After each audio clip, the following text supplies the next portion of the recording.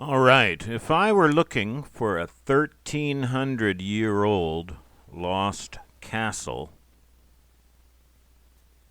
I would need to see a flat summit. And not just kind of flat, but very flat, unnaturally flat, flattened, scraped flat for building and walking around on. I'm working on this checklist, and this is what it looks like so far. Right now with 22 possible items. And this checklist is going to evolve. I have our architect clerk advising me, and another architect clerk might advise. We just made friends on Friday, but he seemed pretty keen on this project. Now, very few castle ruins, even those that are only 500 or 600 years old, are going to check off everything on this checklist. That would be a dream. Some castles never had certain non-essential items on this list. 4 items, I think, are going to be universal and essential. And one of those is a flattened summit. Take the castle ruin where Ryoichi and I went metal detecting last November. It's a heck of a climb up there. Very steep climb. Very hard. Okay, well, this is Ryoichi. He's joined us. Hi, Ryoichi. Hey, hello. What do you think about the climb up here? Very hard. Very hard. Yes. Very hard. But nice and flat on top. Very comfortable once you are up there. Last weekend, I tried another castle ruin, a small one, across the river. Right here. Bingo Nakayama Castle, if you want to look it up. 14th century. I'll give you that name because the metal detecting there is very poor. Very poor. I found one ancient nail and a lot of trash.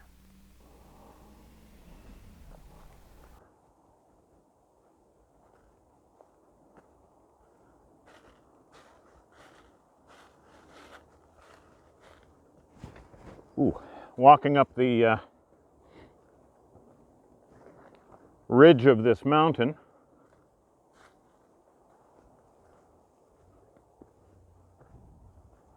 At the top, we're going to find the ruins of an old castle from the Muromachi period, so that would be about 700 years ago. It's a minor castle, it's a small mountain, but we'll see what we can see. Every mountain is different and every castle is different, and each one might give us some insight into others. Ooh, this is steep here. And ooh, that's a steep drop off. Let's watch the road, Kyle. You can see these markers here. These are for the engineers because they're right now building a road through this mountain, a tunnel through the mountain. And here we are.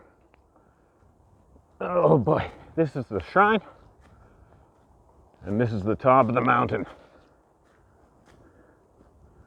Let's see. Oh, what a nice small compact space. We have about 20 meters this way.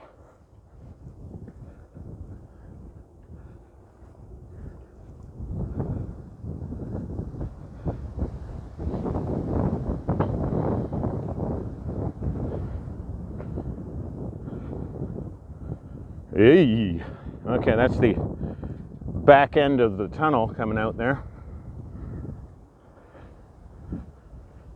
Around the shrine, dilapidated old shrine.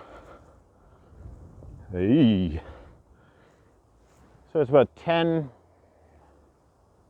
8 or 10 meters by 20, I'd say. So,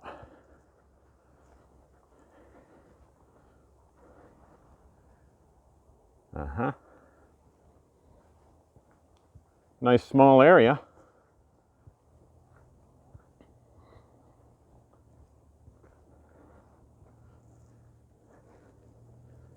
What's this mound?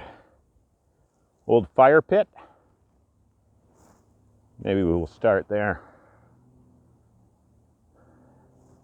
Let's get to work. Yeah, let's get to work indeed. Cleaning up this site for future generations of metal detectors. Cleaning out the garbage. Here it is from the other side. These are now the main stairs, but this would have been the back door, Plan B escape route. Front door goes down to the river. Back door lets out into the wilderness interior.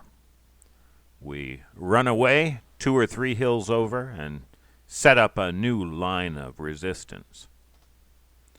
So a scraped flat, level top is an essential. Now, full disclosure, we already know that the top of Mount Zhao is flat. It's as flat as if it were scraped by bulldozers. But there's no way to get a bulldozer up there. This mountain is steep all the way up, and then the point is just missing. There's no point, as has been said of some of my videos.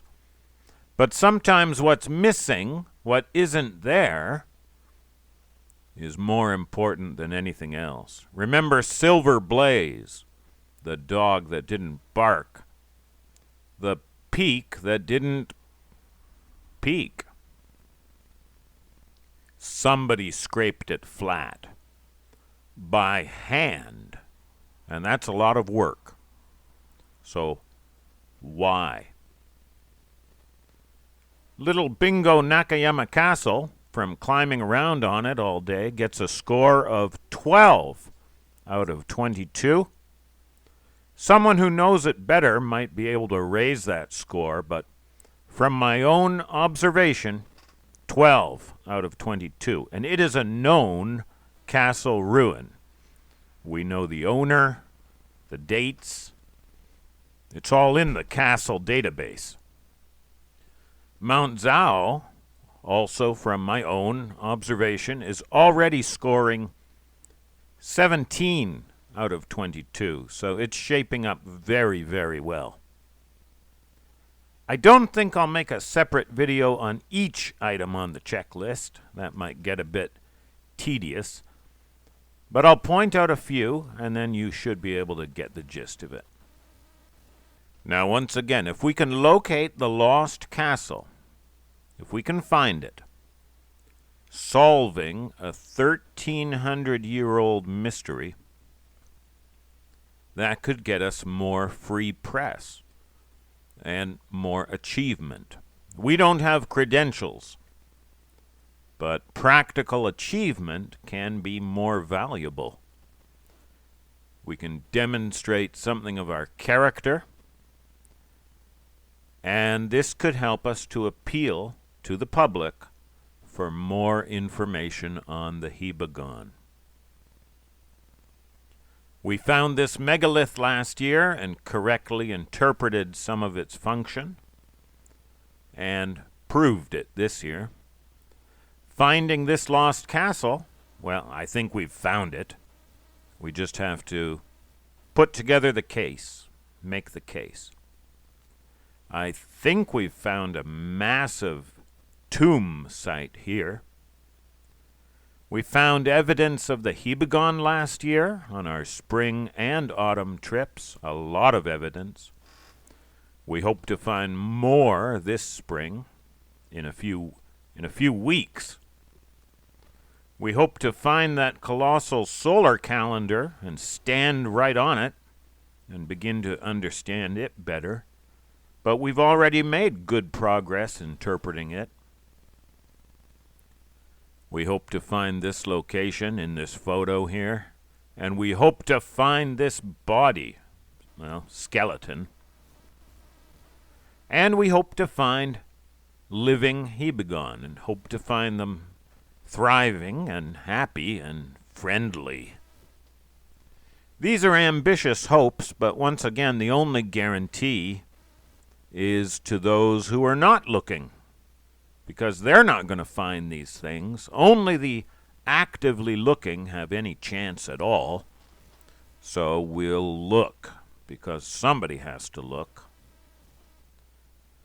All right, marvelous campfire on Friday.